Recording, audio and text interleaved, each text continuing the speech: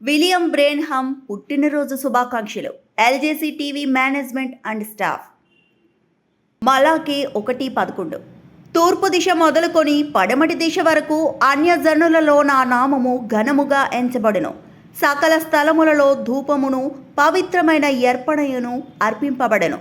అన్యజనులలో నా నామము ఘనముగా ఎంచబడునని సైన్యములకు అధిపతియగు యెహోవా సెలవిచ్చుచున్నాడు. మలాకి 4:5. యెహోవా నియమించిన ఆ భయంకరమైన మహాదినము రాకముందు ప్రవక్తకు ఏలియాను మీ వద్దకు పంపుదును. నేను వచ్చి దేశమును శపించుకుందునట్లు అతడు తండ్రుల హృదయం పిల్లలకు తట్టను, పిల్లల హృదయం తండ్రుల తట్టుకొని తిప్పును. ఎవరి ఏలియా? ప్రకటన గ్రంథం 1:20. అనగా నా కుడి చేతిలో నీవు చూచిన 7 నక్షత్రములను గుచ్చిన మర్మమును, ఆ 7 సువర్ణ దీపస్తంభముల సంగతియు వ్రాయము. ఆ 7 దీపస్తంభములు 7 సంఘములకు దూతలు. ఆ 7 నక్షత్రాలు 7 సంఘములకు దూతలు. 7 సువర్ణ దీపస్తంభముల మధ్య సంచరించువాడు చెప్పు సంగతులు ఏమనగా, 1వ ఎఫెసెస్ సంఘకాలపు దూత పౌలు, 2వ స్పృణ సంఘకాలపు దు ఇరేనేస్, 3వ పెర్గోమా సంఘకాల మార్టిన్, 4వ తైతూరియా సంఘకాలపు దూత కొలంబో, 5వ సర్దీస్ సంఘకాలపు దూత లూదర్, 6వ ఫిల్డాల్ఫియా సంఘకాలపు దూత వెస్లీ, 7వ లవదోకియా సంఘకాలపు దూత విలియం బ్రెన్హామ్. ప్రకటన గ్రంథం 10:7. 7వ దూత పలుకు దినములలో అతడు బూర ఊదుపోవుచుండగా దేవుడు తన దాసులకు ప్రవక్తలకు తెలిపిన సువార్త ప్రకారము దేవుని మర్మము సమాప్తమగునని చెప్పెను. 1963వ సంవత్సరం ఫిబ్రవరి నెల 28వ తేదీన సూర్యాస్తమునకు కొద్ది క్షణముల ముందు చక్కటి ఆకర్షణగా నిలబడి ఉన్న ఒక మర్మం, ఒక వృత్తాకారపు మేఘం ఉత్తర భాగం ఆరియోనలో పూర్తిగా కనబడినది. విజ్ఞానము అను పత్రిక యొక్క 1963వ సంవత్సరం మే 17వ తేదీన ప్రస్తుతంలో ఈ ఫోటోను ప్రచురించి ఈ వినోదమైన దృశ్యం గురించి ఒక విచారణను ప్రకటించారు. విజ్ఞానము పత్రిక తన పత్రిక యొక్క పై యాక్టర్లు దీన్ని ప్రచురించింది. దీన్ని ఇంతగా పరిశీలించవలసిన కారణమేమనగా, ఈ మహత్తరమైన వృత్తాకార మేఘము ఏర్పట్టకు కావలసినంత అవసరమైన నీటి బిందువులో ఉండుటకు వీలులేని ఎత్తులో నీలాకాశమును వేలాడుచుండెను. విజ్ఞానపూర్వకమైన రీతిలో ఏది కూడా దీనికి న్యాయమైన కారణాలు చెప్పుటకు సాధ్యం కాలేకపోయాను.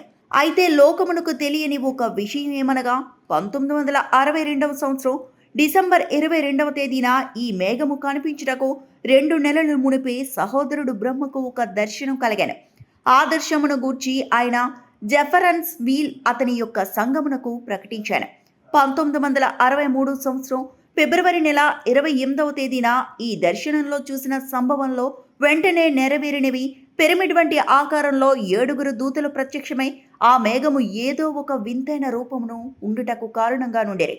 ఇదే దూతలు ప్రవక్త చుట్టుపక్కల ఉన్న అడవుల్లో వేటాడుతున్నప్పుడు అతని సంధించిన 7 ముద్రల రహస్యమును ప్రసంగించమని ఆజ్ఞాపించారు.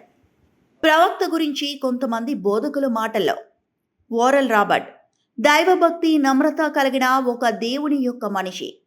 గార్డెన్ లిండ్వే మూగవారిని చెవిటివారిని ప్రార్థనకు పిలిచి వారికి ప్రార్థన వెంటనే అక్కడ వారు స్వస్థత నొందిరి. ఇంతటి శక్తివంతమైన ప్రసంగకుని మేము ఇంతవరకు చూడలేదు. జాక్ మూర్ ఇతర సువార్తికుల కంటే ఈయన శక్తివంతమైన శ్రేష్టమైన వరమును పొందినతను. ఎస్ఎస్ బాస్వర్డ్ వరము క్రియ చేయనప్పుడు దేవుని యొక్క పరిశుద్ధాత్మ ప్రసన్నతకు, పరిశుద్ధాత్మ క్రియలకు ఏ మానవుని యొక్క ఆత్మీయ స్థితి కంటేనో నేనింతవరకు చూసిన వారం.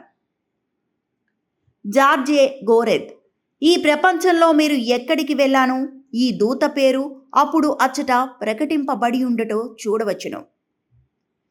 డేవిడ్ ఎడ్విన్ హరల్ 1947వ సంవత్సరము ప్రారంభించి జరుగు వచ్చిన స్వస్థత ఉద్యమంలో పాల్గొన్న అనేకలు సహోదరుడు బ్రహ్మం మాత్రమే దాన్ని ఆరంభించినాడని అభిప్రాయం కలిగి ఉన్నారు.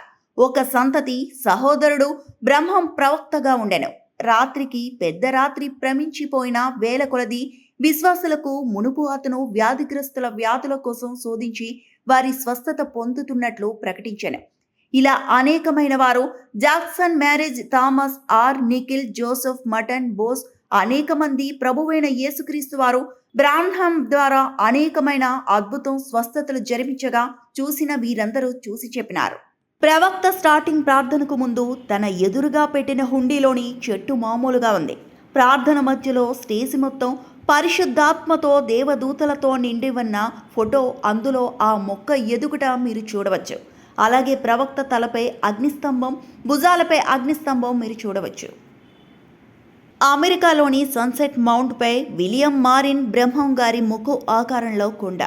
ఇది ప్రభువైన యేసుక్రీస్తు వారు ప్రవక్తకు చూపించిన కొండ.